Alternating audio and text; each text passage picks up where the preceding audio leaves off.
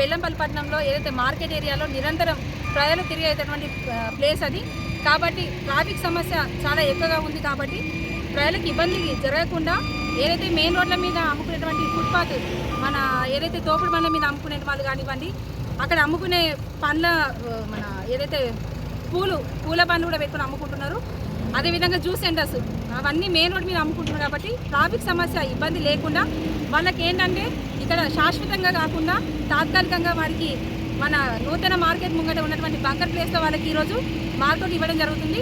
దయచేసి ప్రతి ఒక్కరూ ట్రాఫిక్ సమస్య లేకుండా బెల్లంపల్లి పట్టణ ప్రజలు ఎవరైతే ఇలా అమ్ముకునే వాళ్ళు ఎవరైతే ఉన్నారో వ్యాపారస్తులు కానివ్వండి ప్రతి ఒక్కరు సహకరించాలి. ఇంకొకటి ముఖ్యమైన విషయం ఏంటంటే అవి కూడా మార్కెట్ కన్స్ట్రక్షన్ చేసేటప్పుడు షెటర్ వాళ్ళు ఎవరైతే ఉన్నారో వాళ్ళకి తాత్కాలికంగా కట్టుకోవడానికి వాళ్ళకి ఇవ్వడం జరిగింది. అవి కూడా ఏంటంటే వాళ్ళు స్వచ్ఛందంగా తీసుకునే విధంగా వాళ్ళకి ఒక 2 రోజులు టైం ఇస్తాము.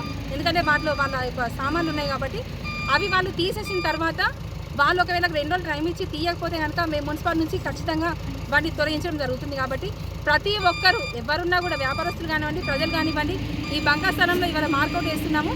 మాకు దీనికి సహకరించి బెల్లంపల్లి పట్టణంలో ట్రాఫిక్ సమస్య లేకుండా ప్రతి ఒక్కరు సహకరించాలని మనస్ఫూర్తిగా కోరుకుంటున్నాం. నమస్కారం.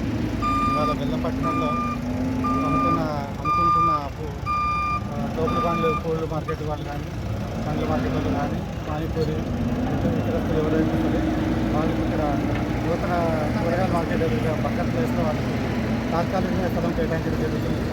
అలాగే 10 సెంటర్లు ఉన్న పక్క సెంటర్లు కూడా ఉన్న వాళ్ళకి కూడా 2 రోజులు టైం ఇస్తున్నాము. వాళ్ళు కూడా స్వచ్ఛందంగా సామాన్లు తీసేసుకున్న తర్వాత వాళ్ళు కూడా తీసేయడం జరుగుతుంది. 2 రోజుల్లో వాళ్ళు తీసేసుకోవాలి. అట్లాగే బెల్లంపల్లి పట్టణంలో అనుకుంటున్న వ్యాపారులు అందరూ కూడా మాకు సహకరించాల్సిందిగా కోరుకుంటున్నాము. ఈ 10 సెంటర్లు కూడా 2 రోజులు సమయం ఇస్తున్నాము. లేని ఏడలో మా మున్సిపల్ చట్టం ప్రకారంగా తీసేయడం జరుగుతుంది. వ్యాపారస్తులు అందరికీ కూడా ఈ 2 రోజులు సమయం ఇస్తున్నాము. ఈ 2 రోజుల్లో వాళ్ళు మేము అలాట్ చేస్తాం. వాళ్ళకి మార్కింగ్ తీసి ఒకవేళ వాళ్ళు చెప్పినా కూడా వినకుండా చట్టవిరుద్ధంగా ప్రవర్తించినచో వాళ్ళకు 5,000 జరిమానా విధిస్తాం. అలాగే సీజ్ చేయడం జరుగుతుంది మున్సిపాలిటీ.